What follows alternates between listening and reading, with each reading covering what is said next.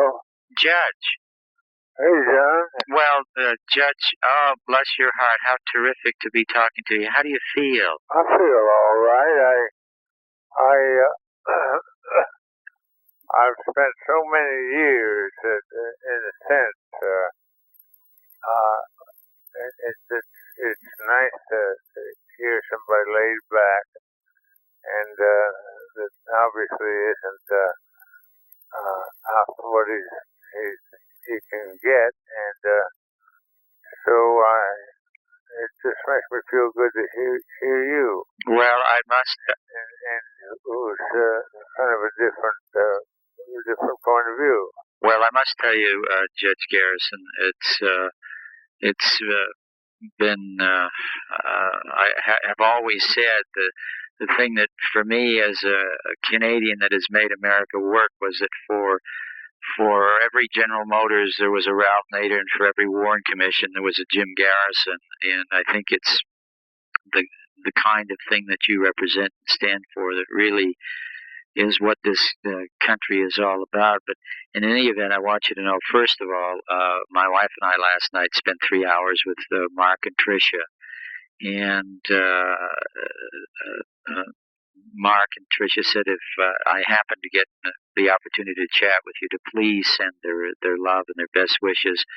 I don't know if you've seen Mark's new book, Plausible Denial.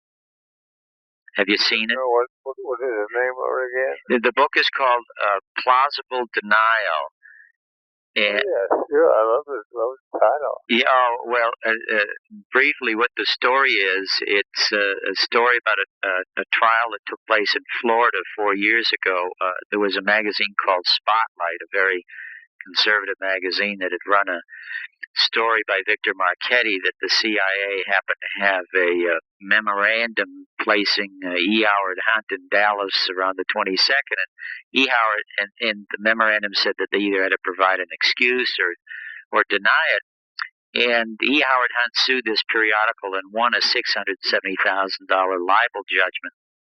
And there had been faulty instruction to the jury.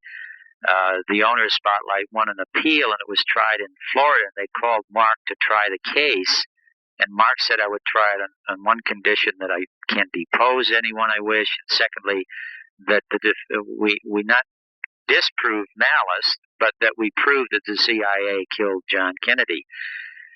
The libel conviction was overturned, and a woman who was the forewoman at the end said that Mr. Lane has asked us to come to a horrible conclusion, terrifying to most Americans, that a federal agency could have been involved in the assassination of John Kennedy. But based on the evidence introduced in court, we have no other recourse but to come to that conclusion. And when the original judgment was made, the Washington Post ran 5 paragraphs on it, and then when it was reversed, they ran nothing. And Mark wrote a book based on that trial, and it's just a fascinating book. I'm surprised he didn't send you a copy, but in any event... Too, I think it's because I've been so completely out of the picture, you probably forgot me. No, what he said... He told me last night, he said, I called Jim. It's funny, I can't call you Jim. I can only refer you to as Judge, because I didn't know you as well as Mark. He refers to you as Jim. He said, I called Jim twice about two and a half months ago, and he said, I didn't get a call back. He said, but I heard he wasn't feeling too well. But no,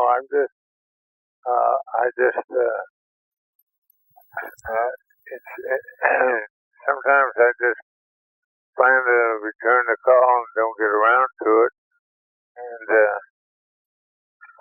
no excuse for the way I've gotten over the years, but my hobby is in a way of if nobody really needs me, I tend to let them forget me. Well, the truth is, Jim, Judge, they do. And, the truth is they need you more than ever, quite frankly. And I was telling Eberhard that fortunately, about 5 or 6 weeks ago, we had an offer from Turner Programming Services to finally finish this documentary I was doing about you, and then the guy who made the offer. My Everhard? Yeah, I was telling Everhard just a few minutes ago, and then the fellow that made the offer to us, he unfortunately had a heart attack and died, and so CNN stepped in as a news division, said there was a conflict between somebody outside of CNN doing a documentary of such import. And then shortly after that, I met a fellow who was a big fan of yours, a man named Lamar Card. Does the name ring a bell to you? Yeah, he's one of my favorite people. Oh, well, I must tell you. I mean, I'm sure you have people like that too that you've seen maybe on the back of your hand 5 times, and you wish it was 25 times. Yeah, well, it's funny because it's Lamar and yourself. It's like when I used to work as a film critic, I used to say that movies are a lot like people. That there'd be one great movie that would make up for the 20 stinkers. And that seems to hold true with human relations.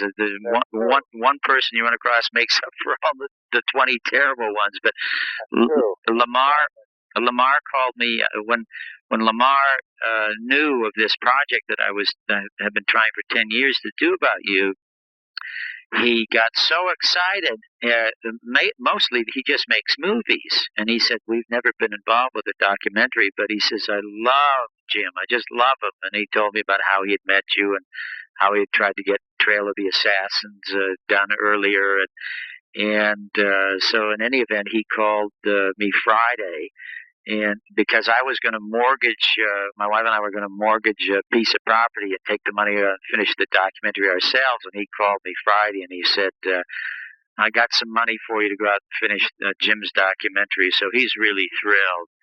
And he would be delighted to know that I spoke to you today. He called me late last night after he'd finished reading Mark's book, and he wanted to know how my dinner had gone with Mark. And he said, "Oh God, I'm so happy." He said, "If you get to talk to Jim, just tell him how enthused we are about finally letting him tell his own story."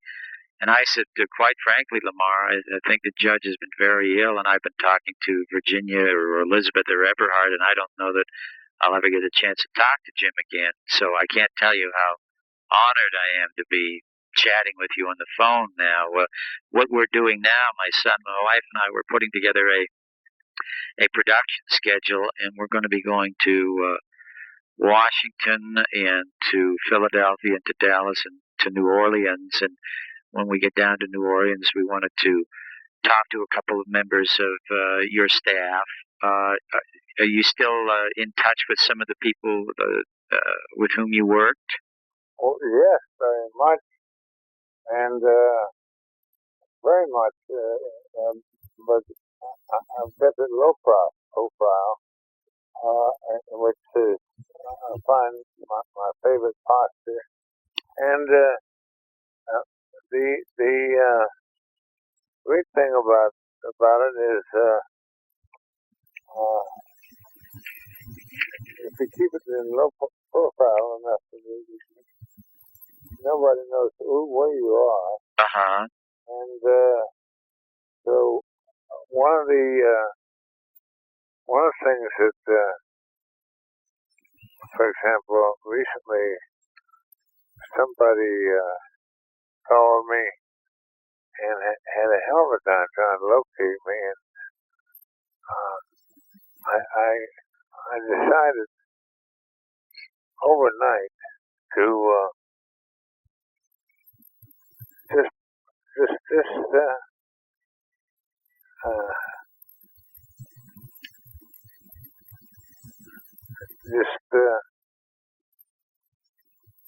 keep my same address and everything, but change nothing else. So one day somebody called me and couldn't believe it, and wanted to know what my real address was. And I said it's the same thing as in the phone book in New Orleans. That's funny. It's what's the address here? That's funny. Well, do you still talk to Jim Alcott or Lou Ivan? Oh, do I? Alcock, yeah, Alcock. Do I still talk to them? If in my book, it's I felt so strongly about them that my book. Did you get around to reading it? Oh, I've read it 4 times. That's wonderful. That's more than I read it. But anyway, the great thing about it is, it says what I have to say about them doesn't have to be resaid. No, that's terrific. Well, the reason for that is that I wouldn't want to do anything in terms of interviews that you didn't feel comfortable with. In other words, no, but that's the great thing about it. I know that that's the case with regard to them and about me and vice versa. And in other words, if I called Jim or Lou or any of the Charlie, the guys that worked with you, and told them that I wanted to come out and talk to them about their days working with you, would they be cooperative? To say the least. Oh, well, that's wonderful. And I'd love to be encountering them again. Oh, Jim, that would have an excuse to talk to. Oh, well, that would be wonderful. Listen, Judge, I don't want to tire you out. I really, really appreciate the fact that we're chatting, and I'm thrilled that you're feeling better. And give our love to Eberhard and Virginia and Elizabeth. They've been terrific every time I've called, and I will be calling your family probably within the next week or week and a half to let them know when we're going to be in New Orleans, because we're going to spend at least a week down there, and I'm just so. Ev's right here, put the 2 away, so just you don't even have to call and say you're calling him. Because if you call to tell him you're going to call, he would say, why is he going to say he's calling if he's going to call? Oh, well, Judge. He wants to just call. Well, Judge, thank you very, very much, and you get some rest now, and please. It's in the phone book. Okay. He's in the phone book. I don't know if his phone book information. Okay. But no, I am Jim Garrison. Okay, well, listen, you hang on because we all need you. And I will be calling within the next week or so. And I think when this documentary is finished, it's called, by the way, it's called The Killing of John Kennedy, The Case of Jim Garrison. And when you see it, you're going to be very, very, very proud of it. So is your family. That's wonderful. Okay, Jim, thank you. The nice thing about it is all of this is happening at a perfect time for everybody, because I'm literally retired now. I'm not looking for things to do at all. I'm looking for things not to do. But well, listen, if you want to do something, have Eberhard go and pick you up a copy of Mark's book, Plausible Denial. I think you'll be fascinated by it. Well, that sounds great. Yeah, I think you'll be absolutely fascinated by it. In any event, Judge, and also, by the way, if you just feel like chatting anytime, there's always our office is in our home. And if you just want to pick up the phone and call and complain about anything or talk about anything, feel free to call us, because we would just love to hear from you. Well, I've got a feeling it won't be too long before a few days like that will be starting to be available. Oh, well, that's terrific, Judge. Thank you very, very much. And could I talk to Eberhard again? Yeah, and he's the one who would have time to not that he has lots of time because the exam's on his hands. Mm-hmm. Exams are on his hands, but he's gonna start having it sometime. And by all means, please call him and tell him I said he is the one who will soon have the pencil. Oh, that's great. I asked him to please take any notes for me, and I'd be glad if he'd handle the notes and so forth. Oh, that would be absolutely terrific. Well, Judge, thank you very, very much, and you have a wonderful day. And we'll talk to you. To make him into some kind of secretary. Every time I say that, he looks up kind of with unsatisfied look about his face. There's no discussions like that. But anyway, he has developed to have a profound executive ability. That's great. I said I'm going to need him probably more than he dreams the rest of my life. Well, he's a terrific young man. How come everybody, the family calls him Everhard, and you refer to him frequently as Darrow? Because I named him after Clarence Darrow. Mm-hmm. My grandfather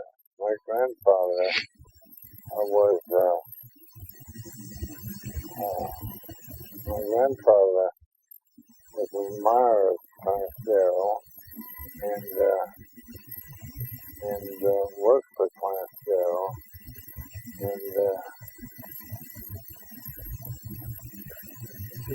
But even though I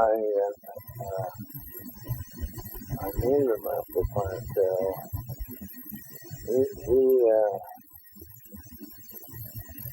he didn't like him. So he nevertheless changed his name, and when